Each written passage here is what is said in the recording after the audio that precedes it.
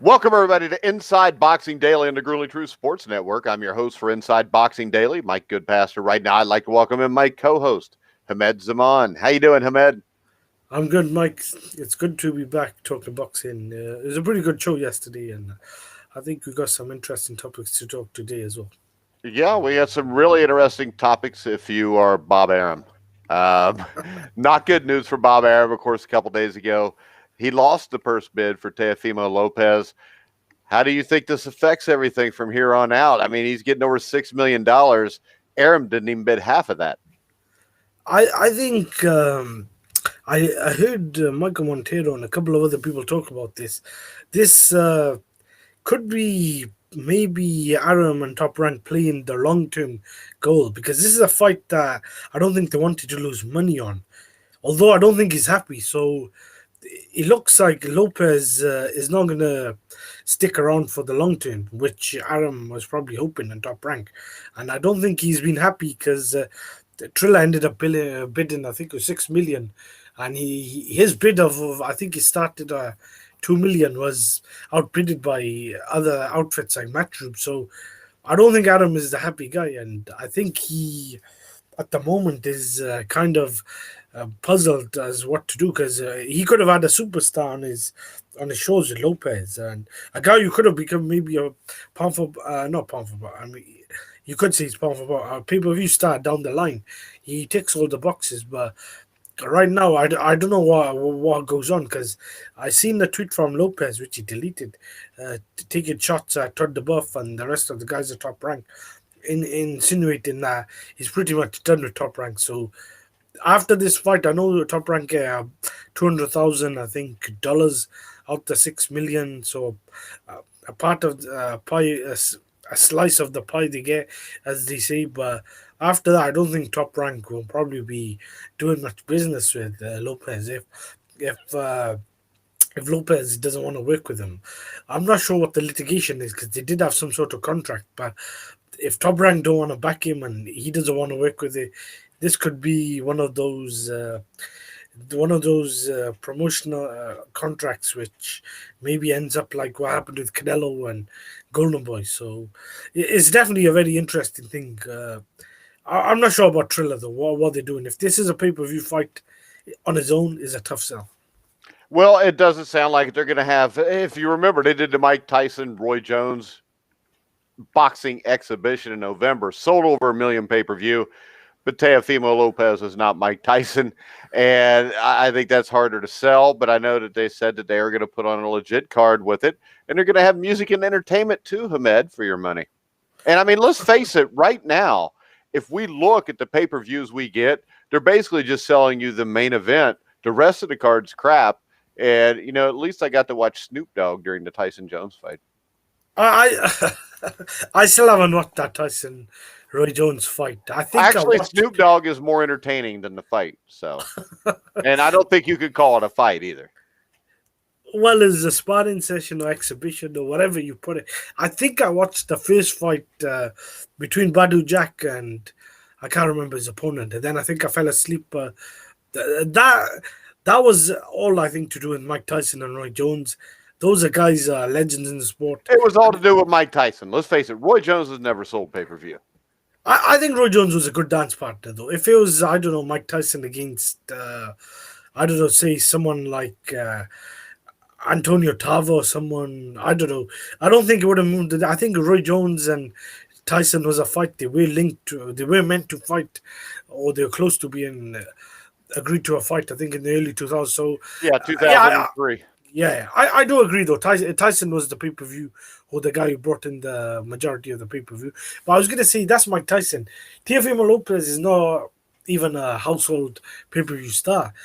When he fought Lomachenko, and I think this is something I want to touch on. I agree those guys were good fighters, but it just shows that right now people are not willing to pay per view. That fight did, I think, 4 million on ESPN. So people will tune in to watch if it's not pay per view. If it's free TV, they'll watch. But Cambosis is virtually unknown.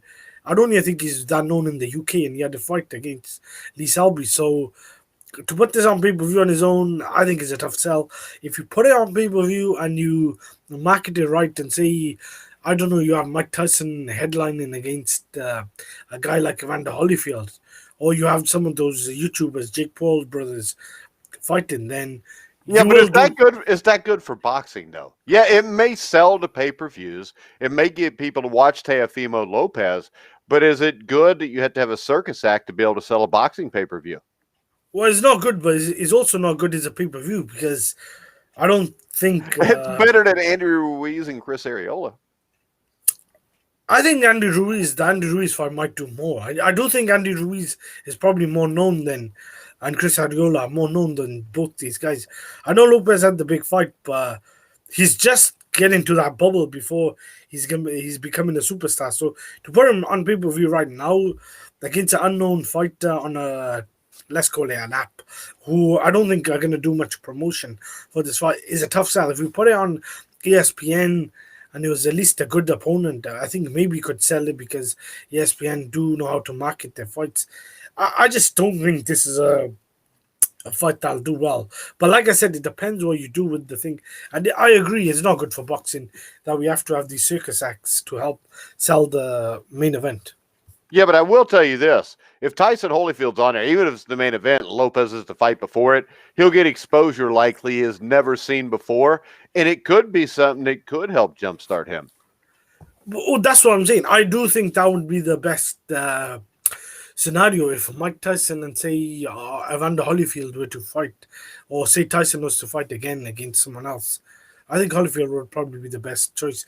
That would get a lot of eyeballs on Lopez, and say if he is to knock out Cambosis in emphatic fashion, that would do really good for his profile.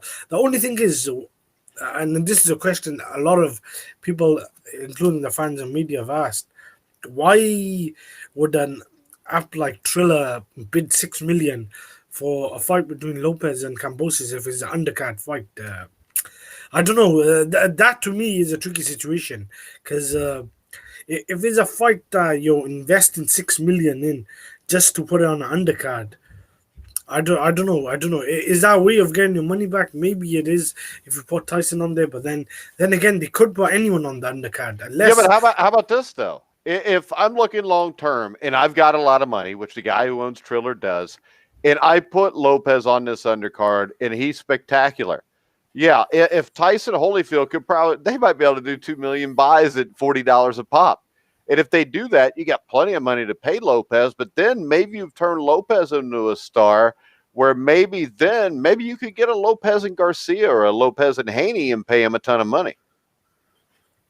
Um, I agree with that. I agree with that. But there's no guarantees that Lopez comes back to Triller. It depends on what they do. I mean, if they put, say, if they make, I don't know, one of the Paul brothers the main event, because he's got a fight with, I think, one of the UFC fighters. Yeah, lined Ben up. Askren or Ben something. Askren, yeah, I think is that. Yeah, I think that's the right one. Uh, I don't know going forward if Triller will want to come back and start showing Lopez's fights when there's no guarantee of the YouTube fighting again or fighting on Triller.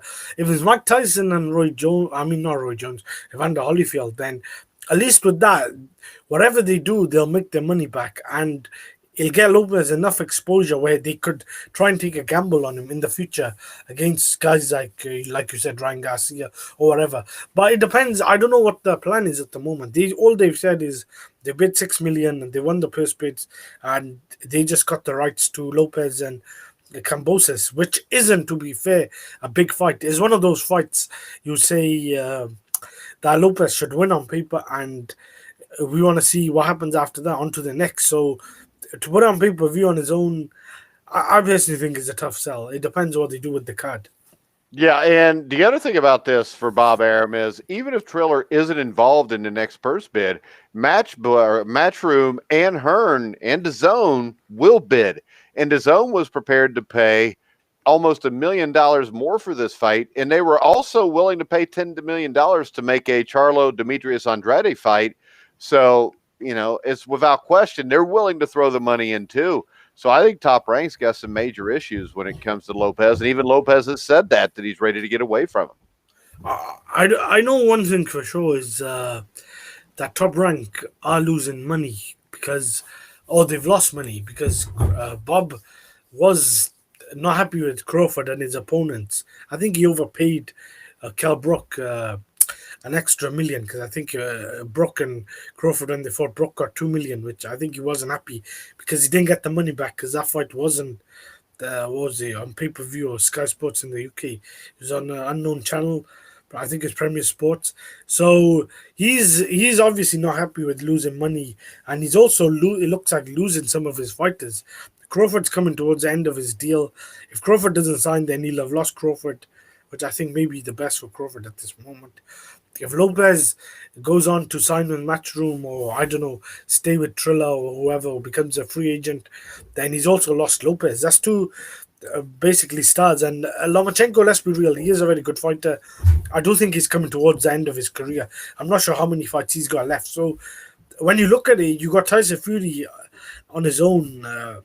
Who's I think co-promoted by ESPN, but he's also saying that he's maybe got one or two fights left in him. So Bob, I think, is losing money. I think the main thing now is that Bob is not willing to put up the money because if Matchroom are willing to pay for Lopez, I think Matchroom know what they're trying to do because they also got Devin Haney on the zone, and if they were to get Lopez, say on a one-fight deal with Cambosis, maybe that would have enticed if he did well that fight on the zone or whatever. And Lopez is happy. It enticed Lopez to come back, maybe to fight on the zone against Devin Haney, if they had the money to say bid for that fight as well in the future. All right. We have a comment from Mad Chad. Triller is about entertainment and money. Boxing is only part of the Triller event. Happy for Teo. I agree because I mean he's going to get paid really well, and not a huge risk for him. And as Mad Chad also says, Bob Arum ain't losing money. Bob's a cheapskate. So Bob, in the end, is still going to make, I think, close to $1 million off of this because he's still, connected with Teofimo Lopez. But Lopez will end up making, $4 million instead of making $1 million. And anytime the boxer gets over on the promoter, especially a scumbag like Bob Arum, you got to be happy. I agree. I do think Bob is one of those guys you don't take what he says at his word. He says one thing one day and then he says something else the next. Hey, that brings me back to the quote I remember him saying in the late 70s, and that was, yesterday I was lying, today I'm telling the truth. Yeah, I remember that. I think I remember someone saying that. I think it was just before Mayweather and Pacquiao were fighting, and they brought up that quote. I think it was on Sky Sports. The thing is, Bob also has to take some sort of blame because I heard that he was taking shots at Eddie Hearn or wasn't happy with Eddie Hearn over bidding for the Lopez Cambosis fight. A purse bid is open to anyone. If I had the money, I could go up to that purse bid and try and make a bid as well. So that's an open purse bid. That's something you can't blame a guy like Hearn or anyone or Triller for bidding. And Bob has to, take some sort of responsibility. If he hasn't got the money to pay up for that fight or doesn't want to, you can't start taking shots at other promoters or start criticizing other people for bidding. I know that's a fight that they didn't want on their network or weren't happy or were happy to pass away. That doesn't mean other people don't want to show that fight. If they got the money, they're willing to show that fight. All right, in other boxing news, Devin Haney has called out Vasyl Lomachenko. What do you think about this one? Haney has told Lomachenko that he's free at the end of April or early May. I think this is a really good fight in terms of both guys. It looks like are struggling to find opponents. I know this fight could have happened maybe. I don't know if it's last year. I think it's maybe the beginning of last year. Yeah, after I think the Luke Campbell fight.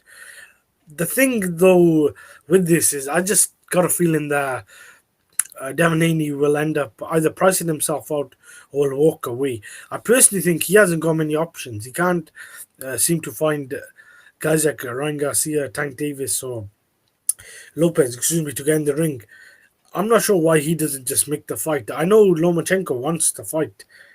To me, it looks like Haney and his father who have been very vocal online about a lot of these other fighters.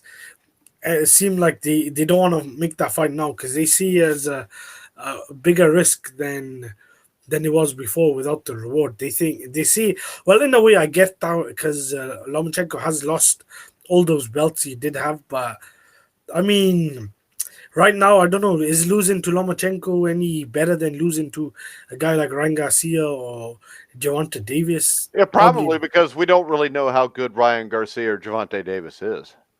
We know how good Lomachenko is. Lomachenko also didn't he just recently have surgery? No, but I'm saying at least with Lomachenko we know how good he is. We Yeah, don't that's know. what I mean. It's a much better fight for him.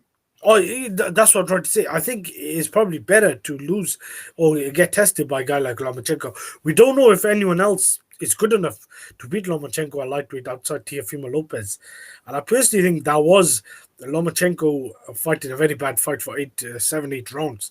So I'm not sure a lot of these guys would beat Lomachenko. I'd probably still favor Lomachenko to beat guys like Ryan Garcia, Gervonta Davis, and even Devin Haney. So if I was Devin Haney, I'd take the fight. I think he learned more in that fight than he will then just sit around fighting guys like Yuriokis Gamboa and guys like whoever he's fought before. I think the other fight, if it's on the table, is guys like Jorge Linares or I think it's Fortuna, but I think those guys are meant to fight each other. So he's gonna have to sit around waiting and calling these guys out. So I just think it's very disrespectful to compare these four guys to the four kings. None of these guys, it looks like, are gonna fight each other. I'll be very surprised if we get one fight between these four so-called kings before the end of 2022. I just at this moment I think all they're doing is talking, and I think Lomachenko is still the one of the only few in that weight class or the top guy at that weight class who's willing to fight all these guys. All right, just looking at Mad Chad, who's still making comments here. I guess he said we were on the bullseye there. Team Takeover would love to see Haney versus Lomo, Teo's win versus Comey. Yeah, I mean, I think there's a lot of things that can happen at lightweight. Hopefully, these guys do fight each other. Another fight that is rumored to be made in Northern Ireland later this fall, Shakur Stevenson against Carl Frampton. What do you think about that, Hamed? Isn't it Jamal Herring against Carl Frampton? Well, yeah, it's if Frampton beats Herring. Bob Arum said that he's going to match Shakur Stevenson against WBC super featherweight champion Oscar Valdez next, but he wants Shakur to get a tune-up first, and then face in June, and then face the Herring Frampton winner before facing Valdez. I would like to see Frampton and Valdez fight.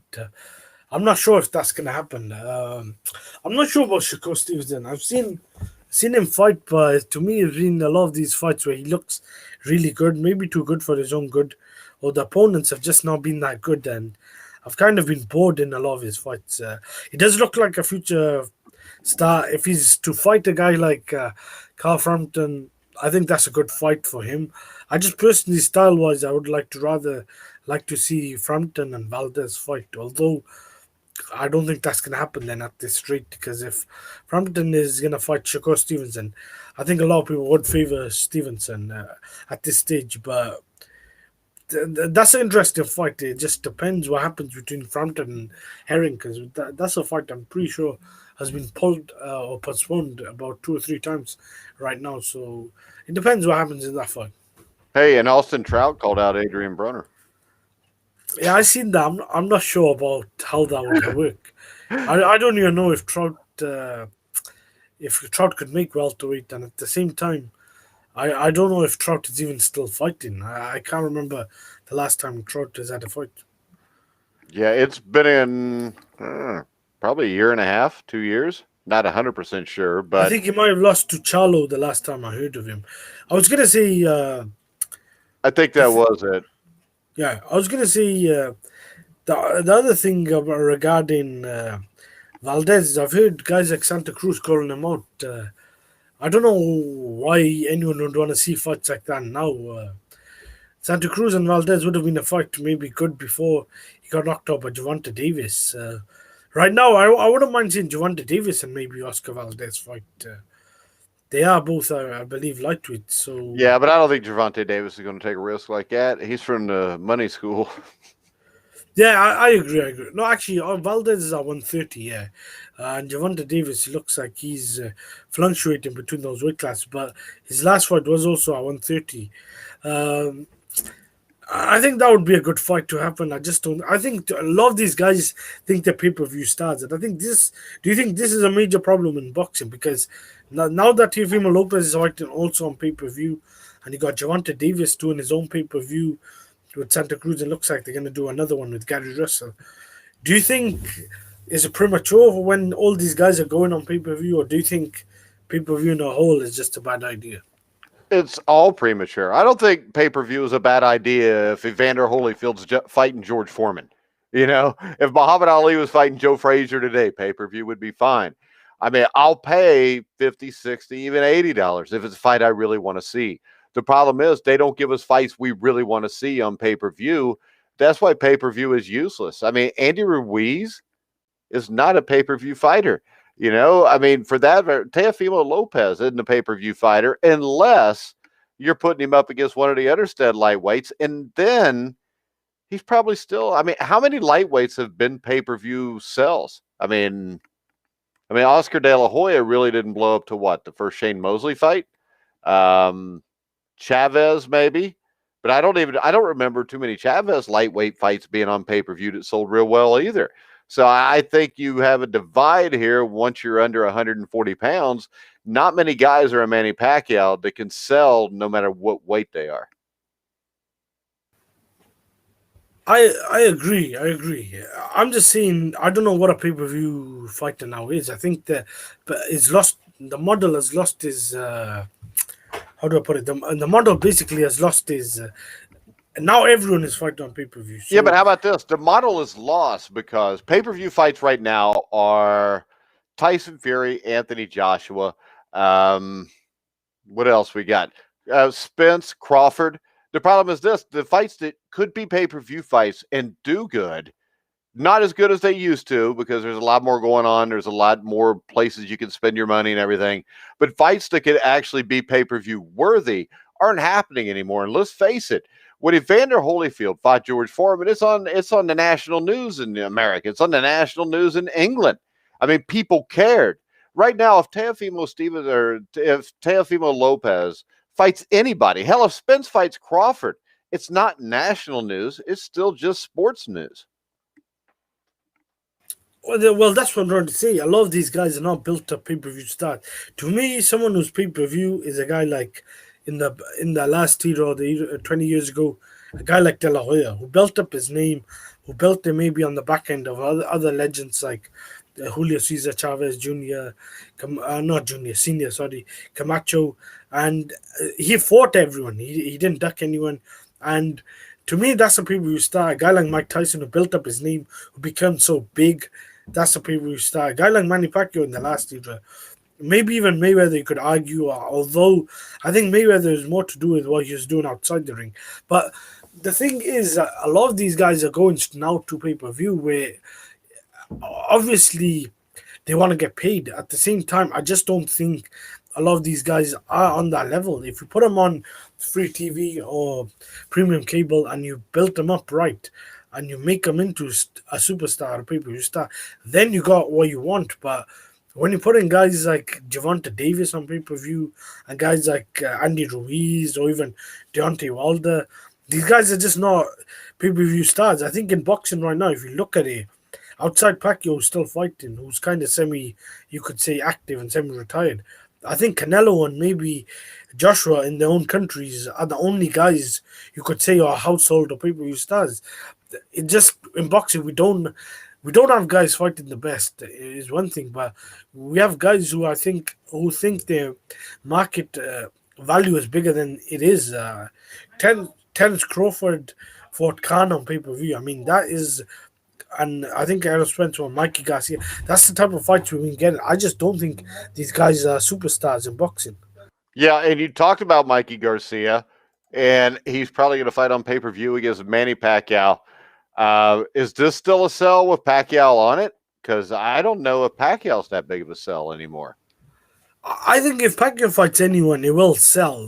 Maybe on pay per view, will struggle. We gotta consider that when Pacquiao fought Jeff Horn, I know it wasn't on pay per view. It was on ESPN. That did 5 something million on ESPN. So, but Pacquiao still draws ratings. In America, I think people have lost a bit of interest.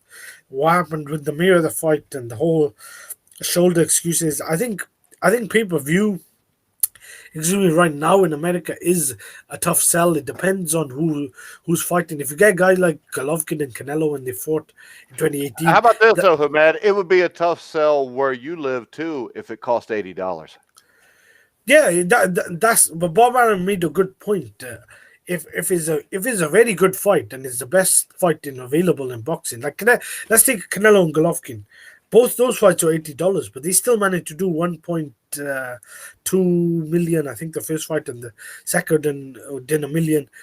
It depends on the fight. When people talk about the price structure, obviously we shouldn't be having guys like Javante Davis and Leo Santa Cruz fighting on pay per view for $80. But when Mayweather and Pacquiao fought, that I believe pay per view was $100, and I know some people, and I've heard you make the argument that if it was a bit cheaper, it would have done more. But the point is that still did record numbers, breaking whatever records, and did record numbers, and the price was so high. So when you get the best fight or the big fights happening, the super fights, and these are normally, I think, I'm talking Tyson Lewis, I'm talking Mayweather, Pacquiao, De La Hoya, Mayweather. Even if it's $70, $80, $60, I don't think the price is too much of a point. I just think when you're asking fans over and over, the whole Mayweather Pacquiao way, you're asking guys, when you were asking fans to pay for like fights like Pacquiao Algieri, Pacquiao Rios, Mayweather against Maidana, Mayweather against Puerto, all these fights over and over. Some of these just seemed like stay busy fights or layup fights. Some people thought that's where it hurts the market. I don't think people want to be going into their wallets all the time. I think if you make the best fights in boxing and you make the best fight each other like Crawford Spence, I really don't think people will take too much notice of pay per view.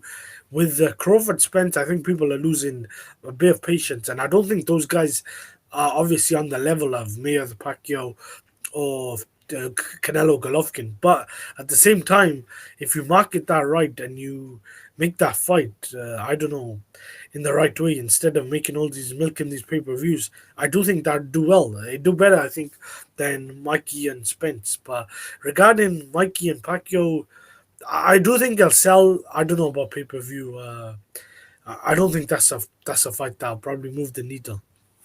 All right, Hamed, anything else before we wrap it up? Uh, I want to know who would you like to see Pacquiao fight, because the welterweight division has been getting a lot of flack. But if Pacquiao was to fight a guy like Crawford or Spence, and that's on pay per view, would you mind those type of fights? Would I pay for it? Oh yeah. Probably, because it's Pacquiao, and I mean, we just watched him dismantle Keith Thurman not too long ago, and I still have questions about Crawford and Spence, just because the competition not been terrible, but I mean, Crawford, since he's been at welterweight, nothing impressive. I mean, beating Mikey Garcia at welterweight to me is not impressive for Spence. So I have questions with them. And the other thing is this: I mean, with Manny Pacquiao, outside of that Mayweather fight, I know Manny Pacquiao is usually going to put on a show and he's going to give me my money's worth. So I would take a shot at paying for that. I would pay for Joshua Fury. I would pay for Fury Wilder 3 just to watch Wilder get knocked out again, because that's worth the price of admission in itself. But outside of that, I don't know if there's any other fights that I would pay to see. I mean, I would pay to see Canelo Triple G, because I know Triple G is going to bring it, and Canelo is going to be in a fight, even if Triple G is a little bit older. I don't know of too many other fights that I would pay for outside of that. Maybe, I mean, Lopez Lomachenko was a high quality fight, but I wouldn't pay $80 to watch 235-pound guys pillow slap each other. That fight wasn't on pay per view. So I regarding, know. and I think they did it the right way. Regarding Pacquiao, the reason I asked that, because I think I think Crawford and Spence is the fight we want to see. But if say like I know I've seen a lot of question marks over people questioning who Crawford has fought, and some people are not happy with also some of the guys Spence has fought. If one of them was to say fight Pacquiao, who's the last great generation welterweight at the moment, who still at the moment you could argue is a top three welterweight and had a belt I think until he, I believe got I think the WBA either I can't remember what they did. They either stripped him or something. So I was saying, if one of them was to say fight Pacquiao and beat him on pay per view, maybe that could sell the fight between Crawford and Spence and build it up in the right way, rather than seeing guys like I don't know Danny Garcia and Khan and Cal Brook fight Brook and I mean fight Crawford and Spence. I think Pacquiao. I don't know if Pacquiao wants to fight either of these guys, but at least with that fight, at least they'd show us the level of where Well, both these guys are. from I think if Pacquiao's history, Hamed, I don't think we have to worry about him ducking anybody. I think he would take the fight for the right amount of money. no, I agree with that. But what I'm trying to say is at least they'll show us how good both these guys are. If Pacquiao is to beat one of them like he beat Thurman, then I think maybe that fight is a bit like Joshua and Wilder. Maybe one of those guys isn't as good as we thought he is. Because I remember Joshua and Wilder, they were talking about all this to put it on pay per view, making it this big fight. And then both guys end up getting knocked out. That's what I'm trying to say. So maybe both these guys are as good as some people think they are. Maybe they're not. If a guy like Pacquiao is to get in there and maybe beat one of these guys, maybe it just shut down that fight for the time being because a lot of people have lost interest, but there are a lot of people also who still are arguing back and forth who should get what and when should the fight happen. I just personally think Pacquiao either should fight one of these guys or retire because fighting guys like Mikey Garcia and Conor McGregor, who I heard he was in talks with, Yeah, but with is Mikey not. Garcia, he can make some money. I mean, what the hell? Why not? I mean, Manny Pacquiao deserves it. I don't care. And you know what? Mikey Garcia, I think was a hell of a fighter at one point at 135, 140. The problem was he took 2 or 3 years off. It's been inconsistent when he fights. I think the Errol Spence thing, he's not a welterweight, and that's the killer. So for Pacquiao, it's a safe win. And also, maybe it puts Pacquiao a little bit more on the radar. And then maybe in November, Pacquiao fights one of those two guys and then can help build them their fight. Or maybe Pacquiao beats one of the two. And let's say Pacquiao beats Spence. Then all of a sudden, Pacquiao Crawford is a huge event. That's what I was trying to get at. It depends what happens after this fight. If Pacquiao is to fight Mikey Garcia, I agree. I don't hold it against him. I'm not accusing him of ducking or anything. He just fought Keith Thurman in his last fight. He was unbeaten and he dropped Thurman in the first round and he beat Thurman. So I agree with that. I would rather both these guys fight a guy like Pacquiao than rather than fighting the same old recycled guys like Danny Garcia, Cal Brook, Mikey Garcia, or Khan.